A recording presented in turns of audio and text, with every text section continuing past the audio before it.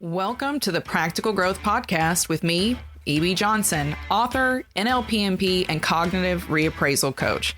This is the podcast created for people like you, people looking for more health, more peace, more happiness. Each week, I explore a new topic in pop psychology and help you build a better life and better relationships. Join me for special guests, exciting ideas, and practical advice that you can use to improve your life from the inside out. Let's get into it. Hello, my lovelies. Welcome back to another episode of the Practical Growth Podcast. It's me, EB, your favorite medium.com writer, your favorite NLPMP and cognitive reappraisal specialist, and your favorite TikTok coach. And I'm back at it again today. Sorry, I was not around last week. I was extremely ill and ended up not doing too well, which those of you who follow me on Instagram, watch my stories, or who follow me on TikTok, you will probably know about that because I've talked about both. And if you're one of my clients, you probably know because you got rescheduled. But I am back. I am here. It's good to be back, and it's good to be talking about what we're going to be talking about today because it's going to explain so much about me to you, and it's going to explain a lot about you to yourself. Okay. What am I talking about? Well, it's the reason that you guys hear me burning out this time every year, right? Last year I had that big infamous meltdown that you guys heard. Right now, you can probably tell by the sound of my voice, I still don't feel great and won't for the next 6 weeks. It's a tough time of the year for me physically, mentally, all of the above. And a part of it, well, really all of it has to do with the fact that I'm a neurodivergent person. Okay. And that's what we're going to be talking about today. Not my neurodivergence specifically. And, all the other labels underneath that umbrella don't matter.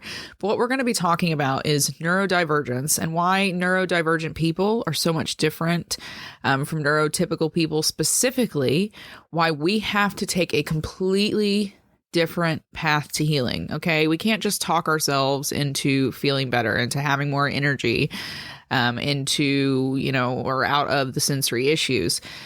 We're wired differently, and that changes the way that we heal. And so much of our healing has to be centered around trauma-informed self-care, okay, which specifically relates to us. So that's what we're going to be talking about today. Trauma-informed self-care for neurodivergent survivors.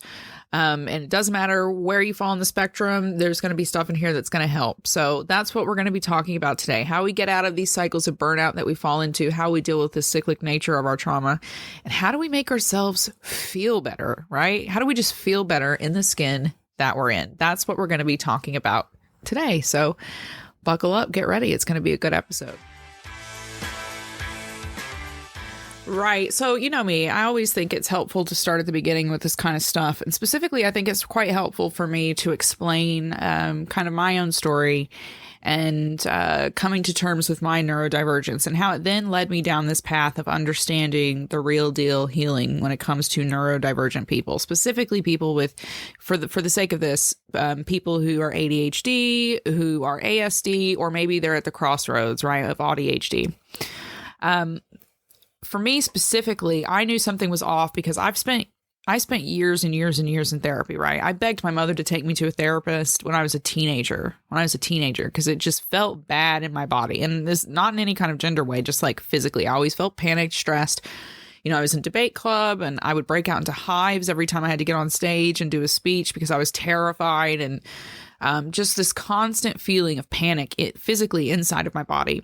And that didn't seem to go away. It didn't matter how much therapy I did, what I sat and talked through. I mean, I sat through a few years ago, I sat through a year of intensive therapy with this, like an actual freaking psychotherapist, right?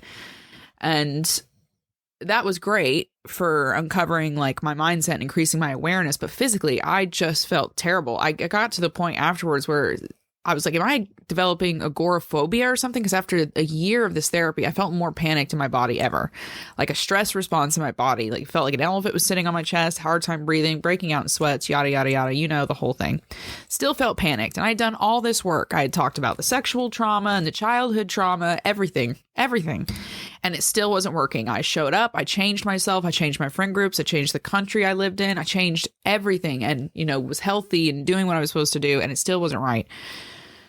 What I discovered later is the reason that none of that worked for me is because I'm a neurodivergent person.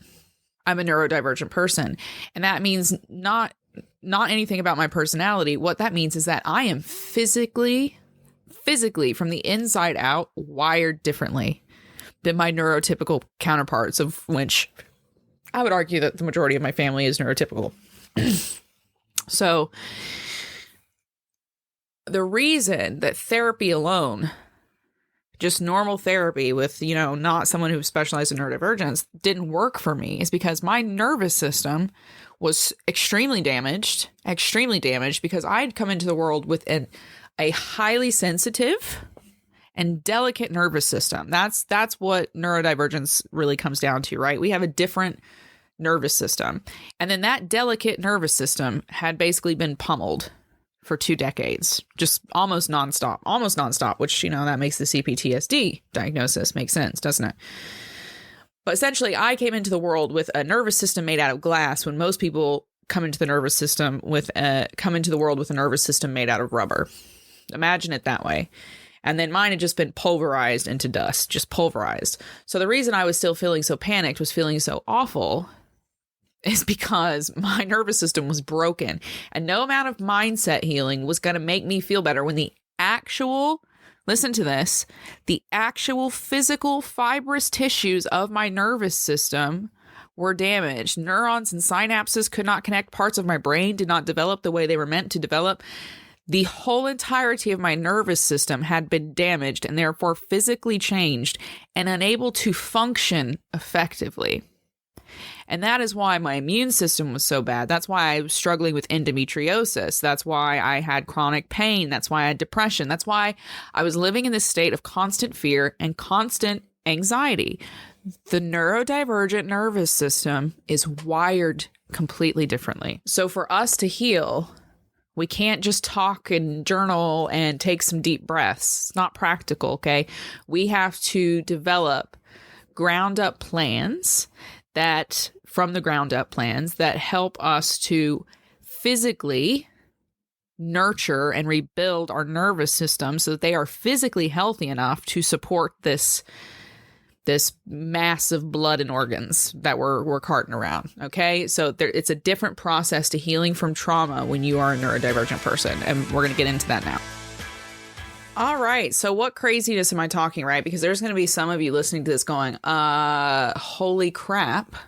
What do you mean? Because I've spent the last 20 years in talk therapy and I've spent the last this and that doing this and that. Your nervous system, if you're a neurodivergent, which there's a very good chance, if you really resonate with my content, with my thoughts, with my beliefs, if you feel like you see your story in me and you just feel this resonance, there's a very good chance you're neurodivergent. If you've ever been coached by me, that the odds of that goes up through the roof. Okay. And here's basically the breakdown. So unlike the neurotypical nervous system, nervous systems of neurodivergent people, so again, specifically for the purpose of this episode, we're just talking about ADHD, ASD, and ADHD, are incredibly sensitive, which means that our nervous systems process way more information than a neurotypical brain. Your average neurotypical brain does not input something like 1/10 of the information that we input. And that sensory information is everything going on outside of your body and inside of it too, right? It's feeling things, it's smelling things, it's tasting things, it's touching things, seeing things. Okay. That's sensory information. So for neurodivergent people, because you are hyper aware and then imagine adding the trauma, because you're hyper aware to begin with, you intake a lot more sensory information. So that can make being alive a sensory nightmare even before the hypervigilance that's installed into your programming by trauma. Okay. So that's where we're at. It's not the crux of the true differences, okay? And that's not why the trauma recovery is so much harder, though. But that's a big piece of it. The nervous system is more sensitive. The true difference in a neurotypical nervous system and a neurodivergent nervous system, and why it's so much harder for the neurodivergent system to work, is because of a thing called the window of tolerance, okay? The window of tolerance. And essentially, all you need to know is that the window of tolerance is the ability of all parts of your nervous system to work together in order to balance the sensory information that's coming in. Okay, so if all of your systems are working the way they're supposed to, working together, imagine your central nervous system and your peripheral nervous system are people. Okay, they're just two guys that work in an office together. And when things go well, they come in, they start the day, they shake hands, and they pass off things back and forth, one between the other. Boom, bell rings at the end of the day, and they go home. That's a neurodivergent or neurotypical person, okay? That's how their nervous systems work. A neurodivergent person has two guys that hate each other. They refuse to shake hands. They've built walls like a militarized zone down the middle of the office. They hate each other. They don't work together. Okay, so things don't go smoothly. This is how a window of tolerance essentially is. It's the setup. When the different parts of your nervous system don't work well together, it causes more upset, more panic. One part of the nervous system starts carrying more than the other, which could be like the autonomic nervous system, right? Which is fight or flight, which makes you feel panicked. That gets stuck on. That gets stuck doing all the work. The sympathetic nervous system doesn't work right. It can't kick on and take over to stop that sense of panic. The better the different pieces of your nervous system work together, the greater your window of tolerance. And when you have a really high window of tolerance, you're good. You don't feel stressed. You don't feel angry. You don't feel depressed. You're good. But when that window of tolerance diminishes, that's when you start to feel burned out, aggravated, short-tempered, moody, despondent, hopeless, depressed, all of those bad things that you feel physically in your body all the time. That's because your nervous system doesn't work the way it's supposed to work. Okay? One really helpful way to think about it, to think about these differences, is to think about it like, this is the way I kind of see it. Think about it like two high schoolers who have been given their first car. Okay? The neurotypical person goes to a really nice, fancy school. Their parents have a lot of money and they give them this brand spanking new car. Okay. The neurotypical kid gets a brand new car, shiny. All the fluids are exactly where they're supposed to be. All the systems work together. The shocks are brilliant. They just sail down the road. They don't feel any bumps. Totally good. Yeah, fender benders from time to time, but it's a big fancy new car with all the bells and whistles and all the safety components. So they're totally fine. Now let's go to the neurodivergent kid. Okay. The neurodivergent kid comes into the world with a beater, a jalopy of a car. Okay. There's no oil in the system. The air conditioner doesn't work. Or not enough. The shocks in the car, completely gone. Completely gone. It rides like a Flintstone car. The kid can feel every single bump, every pothole, and they end up in a ton of accidents because the car is impossible to steer. It is impossible to steer. It doesn't work right. Okay? That is what the neurodivergent kid gets. While the neurotypical kid pulls right out of the parking lot at the end of high school, it just sails right on down the road. The neurodivergent kid, their car breaks down. Their car breaks down before they even get out of their parking spot. Before they even know how to drive the car, the damn thing breaks. Okay? And if they are lucky enough to get out of the parking lot, they immediately get pulled over. That's how you can kind of think of this. Okay? That's how you can kind of think about this. The kid, the neurodivergent kid with that jalopy car is miles behind their neurotypical peer before they even know what's going on. And that's made worse if you've been exposed to trauma, especially childhood trauma, which ding, ding, ding, something like 98% of neurodivergent people have childhood trauma because they end up being traumatized because they are somewhere on a neurodivergent spectrum and their parents don't know how to deal with that. And so they get traumatized because of it. They get punished. They get ostracized. They get alienated. They get harmed. because of their natural inherent natures. Okay. So most of us are neurodivergent. We're traumatized. That's just the way it is. So add that layer to it now. Okay. I want you to see those two kids in the parking lot. You got the neurotypical kid with his brand new car. He's showing it off to his friends, cranking the air conditioner, blasting the speakers. Sounds great. His parents are high-fiving him. Other parents are high-fiving them. There's a big bow on the car. Now the neurotypical kid, alone in the corner of the parking lot. One of the doors is just fallen off. Trunk won't close. Grill's hanging off the front of the car. And then their parents come over, spit on the kid, and light the inside of the car on fire and walk away. That's ultimately the experience of most neurodivergent people. Okay? That is the experience of the neurodivergent person. And that is why healing is so much different. It sounds really overwhelming, and I get that, and it sounds kind of hopeless, right? You're like, well, I came into the world with a shit nervous system, and if that's the root of all my trauma, and if that's where most of the damage has been done, and why I'm still struggling, then that's it. I'm screwed, right? Wrong. Absolutely wrong.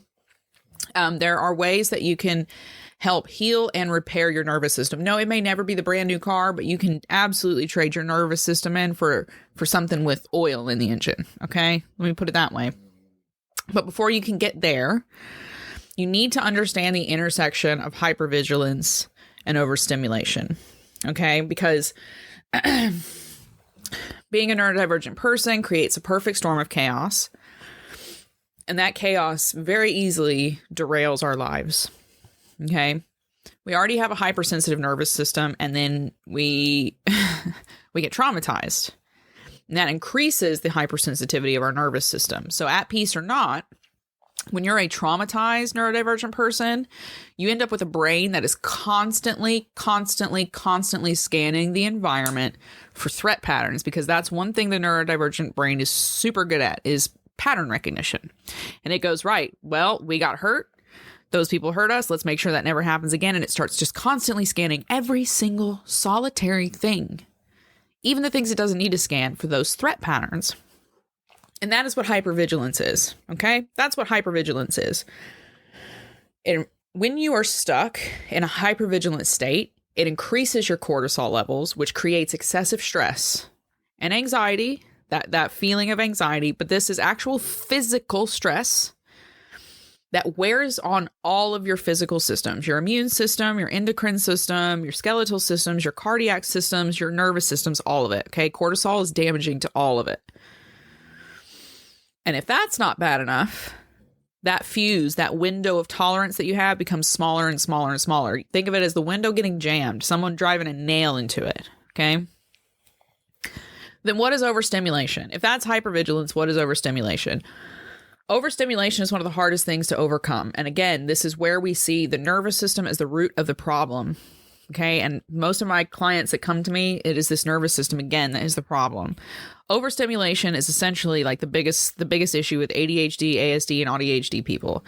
And it's essentially a sensory processing disorder. Okay. Overstimulation is essentially a sensory processing disorder, which means that all the sensory information that's being thrown at you from the world, sight, smell, taste, sound, touch, it overwhelms your nervous system. You can think of it as a tidal wave of just noise and chaos just being just draped over you till you can't breathe. That's a good way to describe it. For those of you who've been overstimulated, you know.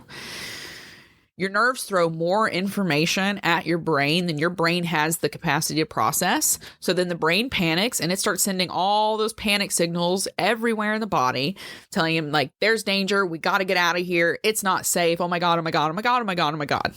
And it does this all the time. All the time. You could just be walking down the street and you walk past a group of people and you just have this unreal physical anxiety response.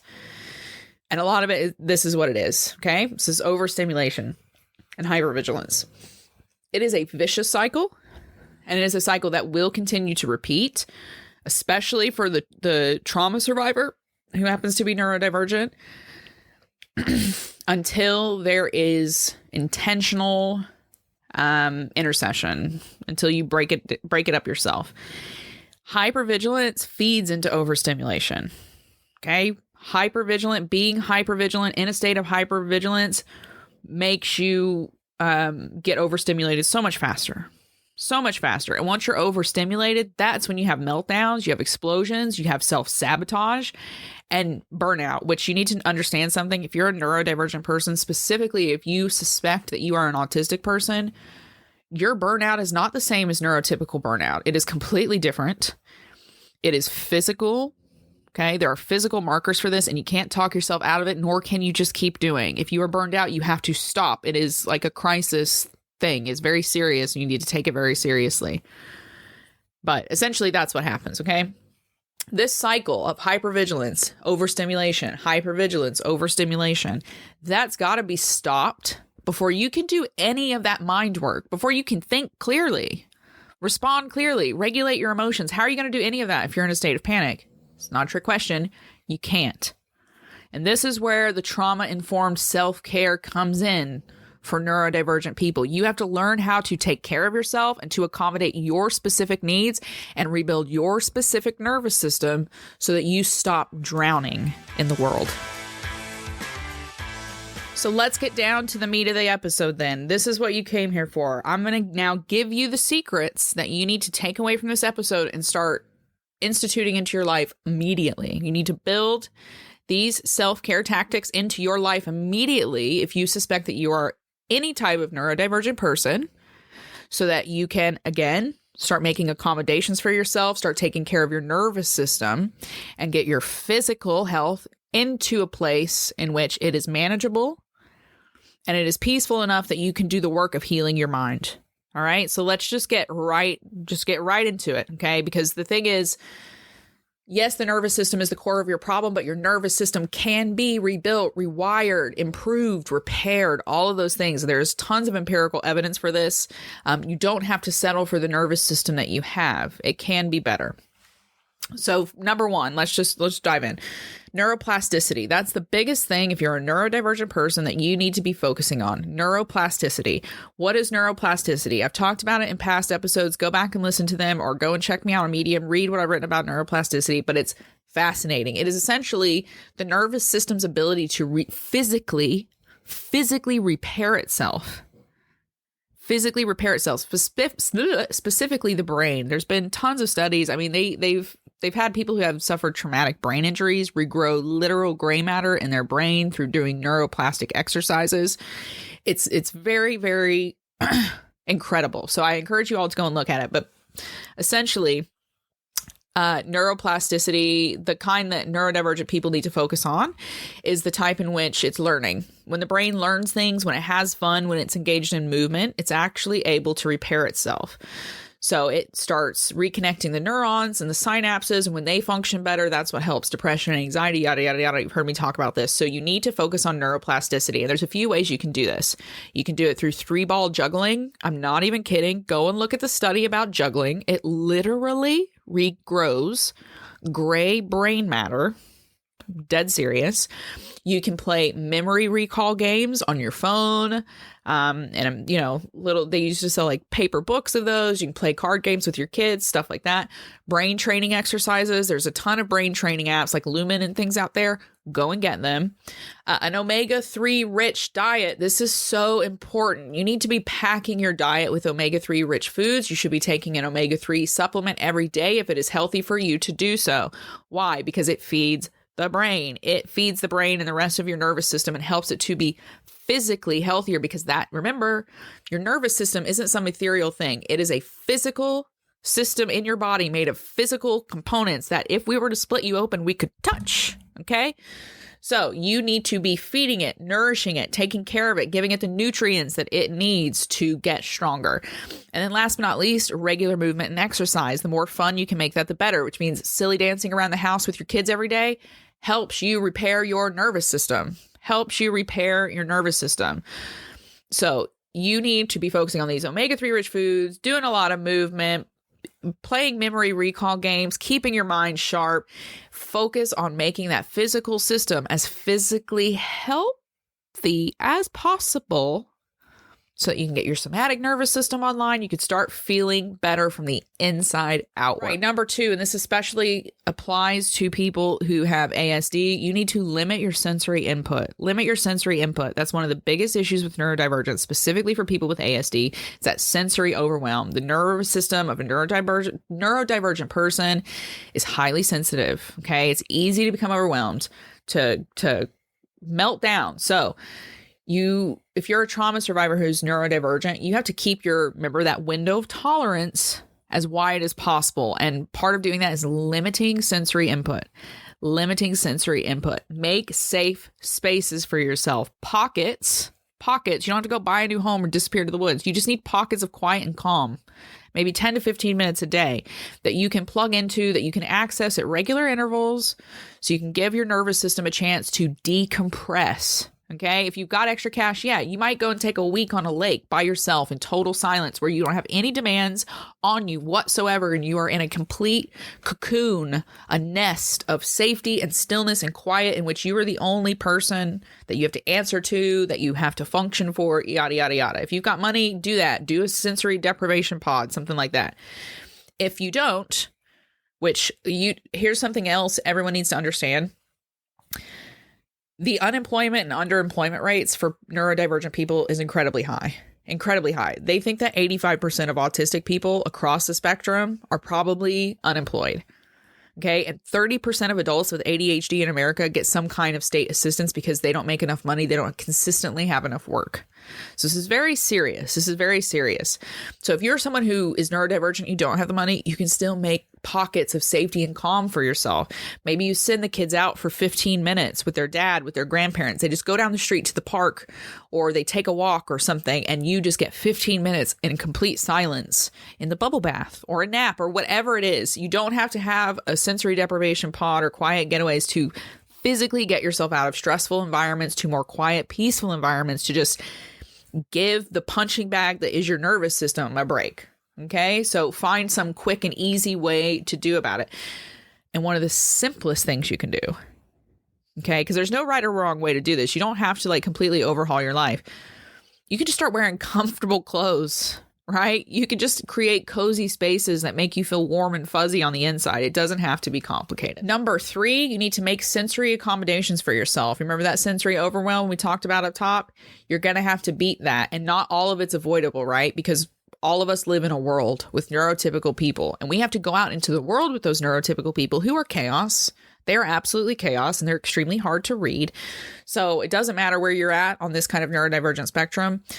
You're going to have to make accommodations so that you cannot burn out with the unavoidable overwhelm that you have to face. Okay. So what does that mean? What does that look like?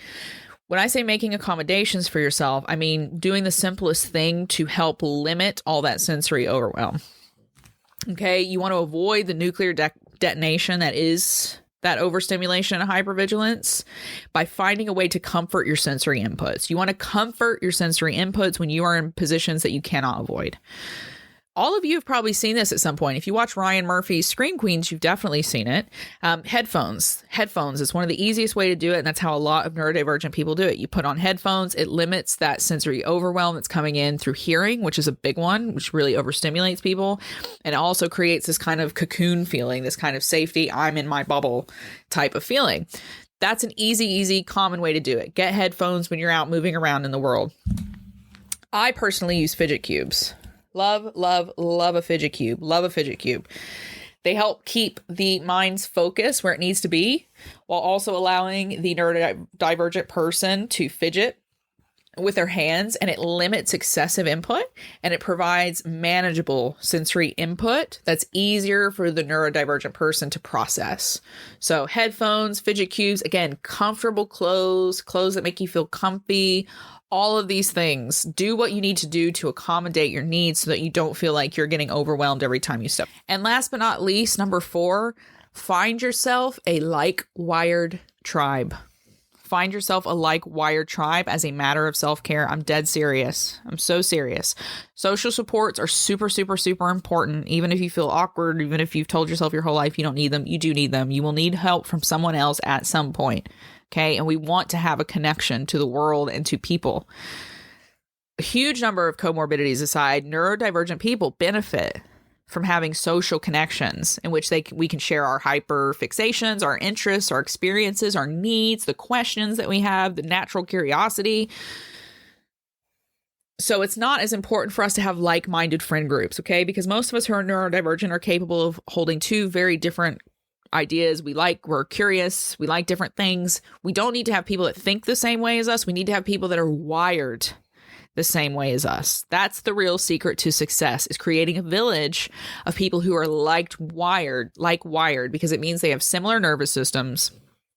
They know what it means to move through life feeling the way that you feel, being overstimulated, hypervigilant, on edge. They can empathize with that. And that empathy, my God, is so much more important than liking the same pop singer. Okay? So find fellow neurodivergent friends, and it will make your life so much easier. So much easier. Okay. Start with your interests and expand from there. Go where your interests lie. Ancient Egypt, ancient Rome, psychology, programming, Warhammer, D&D, computer games, whatever it is, start there and then just expand. Branch out and just find people who are clicked on like you're clicked on. Ooh, that is a long one, and I am running out of time here. So that's where we're going to leave it today. But essentially, here's what I want you to remember. It would be great if we could all just talk ourselves out of trauma, do some journaling, go on some retreats like all these coaches tell us we can do if we just pay them $10,000. But that's not the reality. When we are neurodivergent, the root of our healing has to be in physically repairing our nervous systems and getting our nervous system, the different parts, the different components of that nervous system working together so that we can increase that window of tolerance. So when you leave here, I hope that you're going to walk away and go, right, I'm going to go look up this neuroplasticity. I'm going to come up with a list of 10 things I'm going to do this week, 10 neuroplastic exercises, some adjustments I'm going to make to my diet. I'm going to go and move and have silly dance time with my kids, or, whatever it is. I want you to start nurturing that nervous system so that you can finally find some physical peace. Is it a perfect formula? No, but I guarantee you, if you use those 4 trauma-informed self-care tips that work for your brain and the rest of your nervous system, you will feel better in 30 days. You will absolutely feel better in 30 days. And that's it. That is today's episode. Thank you so much for listening. I really hope you got something good out of this. And I hope you feel motivated and inspired to, when you walk away from this, you go and, like I said, start taking some action, start nurturing that nervous system and getting it working and on track. Thank you so much to everyone for listening, for all your kind messages when I was sick last week. You guys really are the best. And thank you for blowing me up on Medium and reading all my stuff. I'm really, really so grateful. Now, I know Black Friday was interrupted because I was in the hospital. So as a good gesture, I am extending my Black Friday offer until December 15th. What is my Black Friday offer? Essentially, anyone who applies and is successful for my one-on-one coaching program, which opens in January, is going to get more than $400 worth of freebies added onto their program. What are those freebies? Number one, you're going to get a customized Better Brain Plan from me, which is basically your whole approach, your blueprint, your map to getting your nervous system wiring physically on track based on your needs, your energy fluctuations, what's going on in your life, and what your ultimate goals are, designed by me just for you, that you can take and work well beyond our time together.